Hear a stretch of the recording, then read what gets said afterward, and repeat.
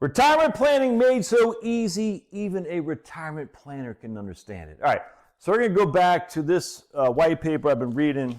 I've done a video on it before, but from 2018 NBER, National Bureau of Economic Research, from Arna Olfulson and Michaela Pagel, from one's from Columbia and one's from Copenhagen Business School. And it's interesting because this isn't that hard for me to understand. It shouldn't be that hard for most people to understand. But sometimes you need a caveman in his white T-shirt, still wearing the same underwear from driving yesterday from Wilmington back to where the hell I live in Georgia. Haven't changed, haven't shaved, haven't even brushed our pearly whites yet. That's how excited I was to do this video because I've been thinking about this on the drive. So I got to do this video because it's crazy to me that people don't get this. But sometimes you just need a caveman to lead the lost souls in their hoity-toity ivory towers and their freaking patches and their, what's the pipes and their, sometimes you just need a caveman from Peaks Island, Maine. All right, so retirement is arguably the most predictable and important income changes individuals encounter in their lives.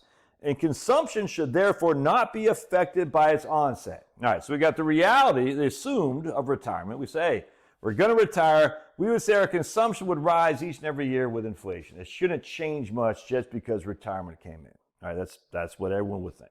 We're going to increase it each and every year with the retirement, with inflation.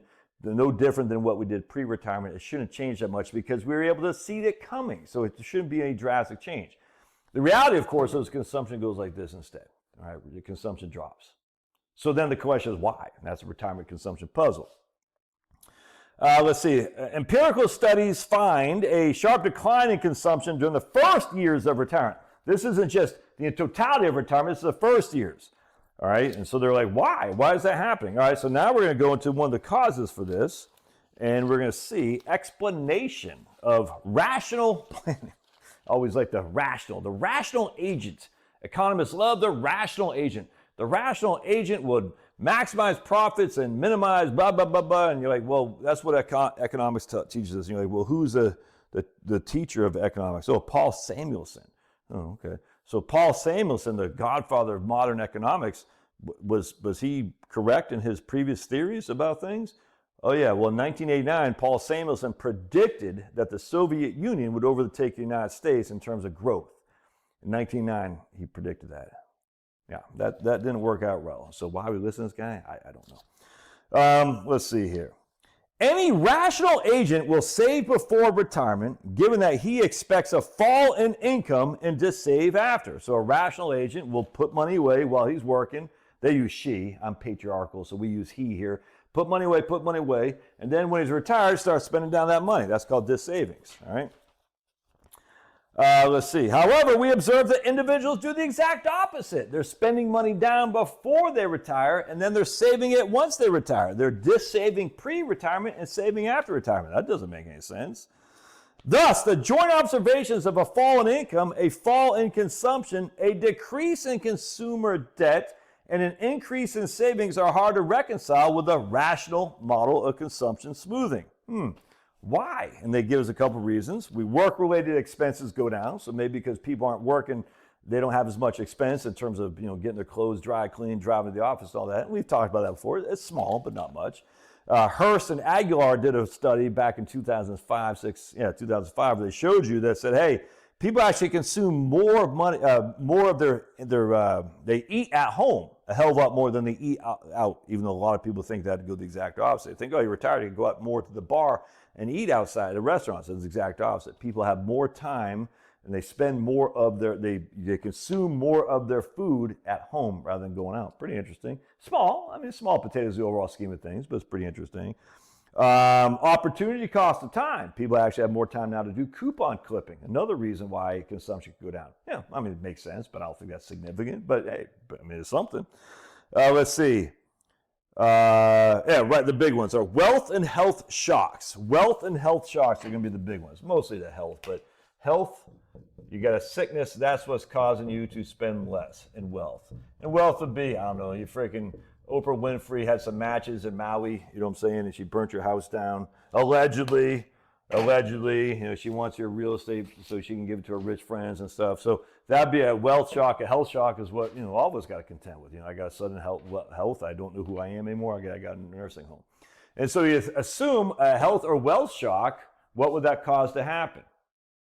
Well, you assume if you have a health or wealth shock and now you're retired, that your savings are going to go down. Your savings will go down because you're now dis-saving. You're like, oh man, I got to replenish what income I had with my savings, and my savings go down. We actually see people's savings go up in reality. So the consumption going down, people say, well, it must be because of health or wealth shocks. You're forced to spend less because you're sick.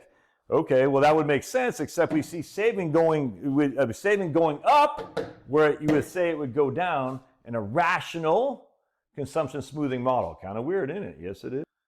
And then going along the lines of a health shock, they say we find pharmacy spending falls upon retirement and is about 7.3% lower afterward, which strongly suggests that health shocks are not the reason the average household in our sample retires, because the pharmacy spending goes down. So having a health shock to forcing you to retire and thus decreasing your consumption is not the reason people are retiring. Why is consumption going down?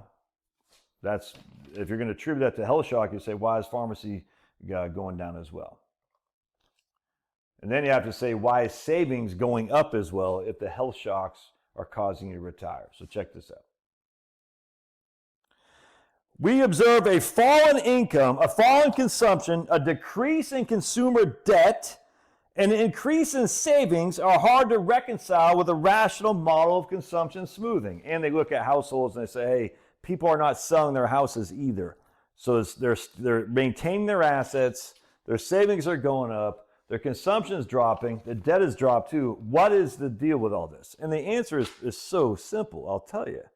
People are resilient creatures. They spend to the extent of their guaranteed income. It's just that simple, man. The guaranteed income is growing as they age. And they get to a point here that they're like, hey man, I'm at my most income, I spend because I did not spend down here. I'm going to spend more, i.e. I'm going to take the kids to Hawaii like we did, i.e. I'm going to do this, that, the other. We did not go to Hawaii right here in 2007. We didn't have the income. We went to Hershey instead. Cost $4,000. It was a lot back then to us. We went to Hawaii this year. It cost something like that, $1,000, all right? We spend to the extent of our guaranteed income. Now, I'm self-employed, so I have no guaranteed income, which is always scary. So send me a cup of coffee. Buy me a cup of coffee to make sure my guaranteed income increases. It's not for real, dude. I need that cup of coffee. Decaf, please. Anyway, so we always spend to the extent of our guarantee. It's just that simple. It's just that simple. When you're raising a family, your guaranteed income is low, your consumption is low, even though you have mouths to feed. When you're in your high 40s, late 50s, your guaranteed income is the highest, so you can spend the highest. It's just that simple. You spend to the extent of it, which is why annuities are so important to get people to freaking spend more in retirement, because it gives them more guaranteed income. The reason you have the difference there is taxes and whatnot, because we don't want to take on debt, and you don't. So what happens is your consuming follows your guaranteed income. Guaranteed income drives it. So the minute your guaranteed income falls off because of retirement, your consumption falls off too. It's just that simple, man. And the way to increase your consumption is to increase your guaranteed income. There's no two ways around that. How do you increase your guaranteed income? Well, you could work, or you could get an annuity. That's just all there is to it. You're going to spend to the extent of your income. This isn't rocket science. Now, why do people dis-save right before retirement? Because they are actually rational. They say we have to pay down our mortgages. We're going to pay down our mortgage right before retirement because we want to reduce our consumption needs. We know our income's going to drop. We want to reduce our consumption, i.e. paying off the house. So we're going to pay down our debt before we hit retirement. And sometimes they're going to sell down some of their assets to do this. I don't understand how financial planners don't see this. And I say financial planners, not just like me. I say like financial planners academia. They're saying, hey, why are you going to dis-save before retirement? That doesn't make any sense when you should be saving before retirement. They're dis-saving because they're saying, I'm going to spend some of my assets to pay down my mortgage so I no longer have to carry this burden as a part of my consumption because my income is going to drop. It's just common sense. You're sitting there thinking, I got $80,000 left on my mortgage. I got $80,000 on my brokerage account. I'm going to spend that down so I don't have to carry that mortgage debt anymore. It'll make me sleep better at night knowing full well that my mortgage is paid once I'm retired. Because what happens is my income's going to drop. And one of the reasons people don't do annuities, frankly, is because they don't like the idea of losing their savings. People do not like reducing their savings. I'm telling you, they do not like this. This is savings. They don't like seeing their savings going down. They don't. That's why they don't do annuities a lot, as much as they should, because they're like, I do not want to see it going down. And so they say, no, I'm just going to instead reduce my consumption. That's what I'm going to do, as opposed to doing an annuity, which would give me more consumption because I have more income. They don't want to do that. They said, no, I'd rather reduce my consumption to keep up my income. I'm not going to, I mean, some people do, but not many. I'm not going to dip into my pot of money there for my emergency money, essentially, in order to increase my consumption. I'll just get by without. So the point being is what we found is, what is obvious to me is that most people are living larger than they need to. They're spending more money than they have to. They're spending more money than they, frankly, probably even want to for enjoyment. But they're like, hey, I got the money coming in, it's going to go out the door. And when I go into retirement, less money coming in, less money going out the door, that does not take away from my satisfaction. There's no evidence that retirees are less satisfied. There's a little bit of evidence, but not much. Are less satisfied by spending less than they are while they're working. It just isn't. Because they're saying, yes, I'm replacing my consumption. I'm reducing my consumption. But I'm giving myself my time. And I'd rather have my time than my consumption as I get older. It's just a fact. All right. God bless. Love to hear your thoughts. Share that video with all the rabble-rousers out there who don't know what they're talking about. And don't forget to smash and subscribe. Only 45% of the viewers are subscribed. That's the wrong answer, dude. I need to get to 90,000. 90,000. I'm at 87,500.